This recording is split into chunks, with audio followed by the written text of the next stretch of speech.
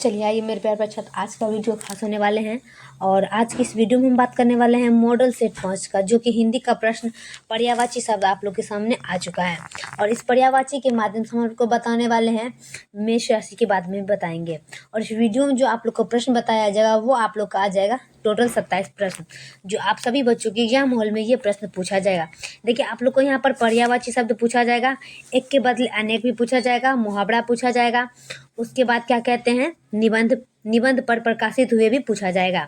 तो चलिए मेरे प्यारे साथ इस वीडियो को हम स्टार्ट करते हैं। और इस वीडियो को जितना हो सके उतना सभी छात्र एवं छात्राएं के पास शेयर जरूर करिएगा, ताकि ये वीडियो सभी छात्र छात्राएं के पास पहुंचे। चलिए मेरे प्यारे साथ इस वीडियो को हम स्टार्ट करते हैं।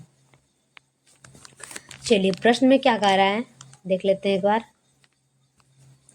चलिए कह रहा है कि अमृत का पर्यायवाची क्या होता है। सभी छात्र को पता होगा कि अमृत का पर्यायवाची क्या होता है।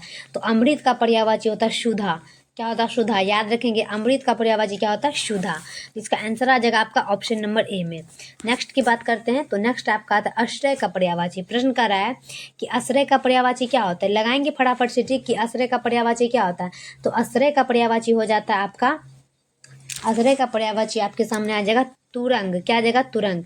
याद रखें कि आश्रय का पर्यायवाची हो जाएगा आपका तुरंग। ऑप्शन नंबर सी लगाएंगे। नेक्स्ट आपके सामने आता है 3 नंबर में कि वन में चरने वाले। याद रखेंगे कि वन में क्या चरता है। तो याद रखें मेरे प्यारे साथ कि वन में चरने वाले को क्या कहा जाता है? वनचर। क्या कहता है? वनचर। याद रखें, वन में चरने वाले को क्या कहा जाता है? वनचर। ऑप्शन नंबर सी लगाएंगे हम, वनचर। नेक्स्ट की बात करते हैं। तो नेक्स्ट आपका आता है 4 का कि स्वीकार करने योग्य। याद रखें कि स्वीकार करने योग्य। याद रखें 4 का कार्य कि स्वीकार करने योग्य वरेण्य। क्या होगा? वरेण्य। ऑप्शन नंबर बी लगाएंगे हम, वरेण्य। चलिए अगला देख लेते हैं। अगला क्या कह रहा है 5 नंबर में कि अर्धनारीश्वर। याद रखें कि अर्धनारीश्वर निबंध कब प्रकाशित हुआ था। प्रश्न कर रहा है कि अर्धनारीश्वर निबंध कब प्रकाशित हुआ था। 1952 में। क्या कर रहा है प्रश्न कि अर्धनारीश्वर निबंध कब प्रकाशित हुआ था? 1952 में। ऑप्शन नंबर डी लगाएंगे हम, 1952 में। चलिए अगला का बात करते हैं। अगला आपका आता है 6 का। नौरवा दास किस धारा के कवि थे। याद रखेंगे कि नौरवा दास किस धारा के कवि थे। सभी मेरे प्यार साथ देखिएगा 6 का। नौरवा दास किस धारा के कवि थे? तो सुगो नौपाशक राम भक्त धारा के। क्या कह रहा है कि सुगो नौपाशक राम भक्त धारा के। ऑप्शन नंबर ए लगाएंगे कि नौरवा दास किस धारा के कवि थे। तो सुगो नौपाशक राम भक्त धारा के। Option number A. चलिए अगला देख लेते हैं हम 7 का कि ओ सादा नीरा किस संग्रह से उद्भव है। प्रश्न कहता है कि ओ सादा नीरा किस संग्रह से उद्भव है। याद रखेंगे। और 7 का बचेगा बोलते क्षण से। क्या होगा कि कौन सा जो है ना क्या कहते हैं ओ सादा नीरा किस संग्रह से उद्भव है। तो वो आपका जगह बोलते क्षण। Option number A. चलिए 8 का देखेंगे कि जानकी मंगल किन की रचना है। याद रखें, ये सब प्रश्न पूछेगा कि जानकी मंगल किन की रचना है। तो 8 का आपका आ जाएगा तुलसीदास की। प्रश्न कहता है कि जानकी मंगल किन की रचना है। तुलसीदास की। ऑप्शन नंबर डी लगाएंगे हम, तुलसीदास। चलिए अगला देख लेते हैं 9 का कि भक्तमाल किसकी रचना है। क्या कह रहा है कि भक्तमाल किसकी रचना है। 9 का आपका आ जाएगा नाभादास का। प्रश्न कहता है कि भक्तमाल किसकी रचना है। तो नाभादास का। ऑप्शन नंबर ए लगाएंगे हम, नाभादास। चलिए नेक्स्ट की बात करते हैं। तो नेक्स्ट आपका आता है 10 का अर्धनारीश्वर। प्रश्न कर रहा है अर्धनारीश्वर किस विद्या से संबंध रखती है। प्रश्न कहता है कि अर्धनारीश्वर किस विद्या से संबंध रखती है। 10 का आपका आंसर आ जाएगा कहानी से। क्या कह रहा है कि अर्धनारीश्वर किस विद्या से संबंध रखती है। कहानी से। ऑप्शन नंबर सी लगाएंगे हम, कहानी से। चलिए अगला का बात करते हैं। अगला आपका आता है 11 का।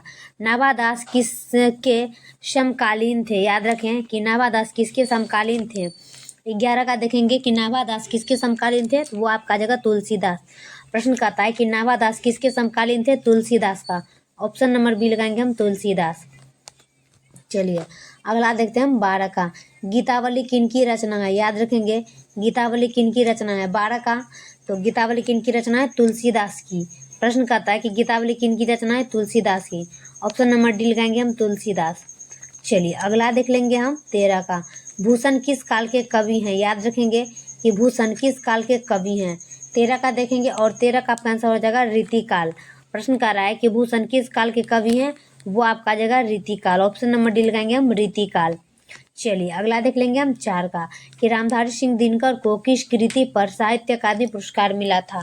कि रामधारी सिंह दिनकर को किस कृति पर साहित्य अकादमी पुरस्कार मिला था। ये हो जाएगा संस्कृति के 4 अध्याय पर। प्रश्न कहता है कि रामधारी सिंह दिनकर को किस कृति पर साहित्य अकादमी पुरस्कार मिला था। तो संस्कृत के 4 अध्याय पर, ऑप्शन नंबर सी। चलिए अगला देख लेंगे हम 15 का कि शिवाजी की तुलना भूषण ने किससे की है।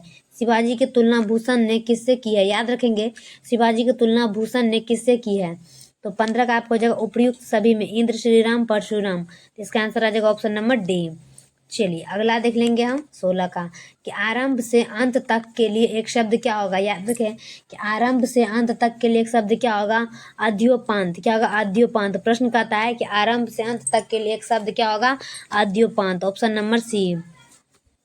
चलिए अगला देखेंगे हम 17 का कि जेब का लिंग निर्णय करें। जेब का लिंग निर्णय करें 17 का देखेंगे, और 17 का आपका आंसर आ जाएगा स्त्रीलिंग। प्रश्न कहता है कि जेब का लिंग निर्णय करें स्त्रीलिंग। ऑप्शन नंबर बी लगाएंगे हम, स्त्रीलिंग। चलिए अगला देखेंगे हम 18 का गंगर में सागर भरना का अर्थ क्या होगा।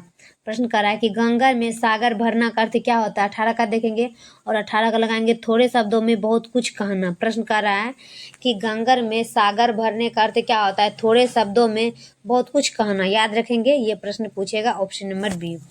चलिए 19 का देख लेते हैं। 19 में कर रहा है कि घी के दीपक जलाना मुहावरे का अर्थ। याद रखें घी के दीपक जलाना मुहावरे का अर्थ होता है खुशियां मनाना। क्या होगा कि घी का दीपक जलाने का अर्थ होता है खुशियां मनाना। Option number C. चलिए 20 का मदन सलाका किस पर्यायवाची है। मदन सलाका किस पर्यायवाची है, याद रखेंगे कोयल। कोयल का पर्यायवाची आपका आ जाएगा मदन सलाका। Option number C. चलिए अगला देखेंगे हम 21 का सुझाव का लिंग निर्णय करें। याद रखेंगे कि सुझाव का लिंग निर्णय करें पुल्लिंग। क्या होगा, पुल्लिंग। प्रश्न कहता है कि सुझाव का लिंग निर्णय करें पुल्लिंग। Option number A. चलिए अगला देख लेंगे हम 22 का कि बादल का तत्सम शब्द क्या होगा। प्रश्न कहता है कि बादल का तत्सम शब्द क्या होगा। 22 का आंसर लगाएंगे घन। क्या होगा, घन। प्रश्न कहता है कि बादल का तत्सम घन। Option number C. चलिए अगला आपके सामने आ रहा है 23 का कि किरण का पर्यायवाची शब्द क्या होगा। किरण का 23 का देखेंगे तो ये सभी हो जाएगा रश्मि, मयूष, मरीचि। तो किरण का पर्यायवाची आपके सामने आ जाएगा, ऑप्शन नंबर डी। चलिए 24 नेवला का तत्सम शब्द क्या होगा। याद रखेंगे नेवला का तत्सम। तो नेवला का तत्सम नकुल। क्या होगा, नकुल। याद रखेंगे नेवला का तत्सम हो जाएगा नकुल। Option number B. चलिए अगला देख लेंगे हम 25 का पत्र का तद्भव रूप क्या है। पत्र का याद रखेंगे कि पत्र का तद्भव हो जाएगा पत्ता। क्या होगा, पत्ता। पत्र का तद्भव पत्ता। Option number D. चलिए अगला देख लेते हैं हम 26 का कि चिकना घड़ा होना मुहावरे किस अर्थ में प्रयोग किया जाता है। प्रश्न कर रहा है कि चिकना घड़ा होना मुहावरे किस अर्थ में प्रयोग किया जाता है। तो 26 का आप जगह किसी बात का प्रभाव ना हो। प्रश्न कहता है कि चिकना घड़ा होना मुहावरे किस अर्थ में प्रयोग किया जाता है, किसी बात का प्रभाव ना हो। Option number C. चलिए अगला देख लेंगे। अगला आपका आता है लास्ट में 27 में निर्गुण का संधि विच्छेद क्या होगा। निर्गुण का संधि विच्छेद हो जाएगा नि प्लस गुण। क्या होगा, निर्गुण। नि प्लस गुण का संधि विच्छेद हो जाएगा निर्गुण। Option number A. प्यार प्यार अच्छा, ये वीडियो कैसा लगता है आप लोग जरूर हमें कमेंट में बताएं, और इस वीडियो को शेयर जरूर करिएगा ताकि आप लोग को एग्जाम हॉल में ये प्रश्न पूछे आप लोग अपना दिमाग लगा करके प्रश्न का आंसर जरूर दे दीजिए। तब तक के लिए हम नेक्स्ट वीडियो में मिलते हैं। ऐसे वीडियो पाने के लिए चैनल को सब्सक्राइब एंड बेल आइकन जरूर दबा दीजिएगा। जय हिंद, जय भारत।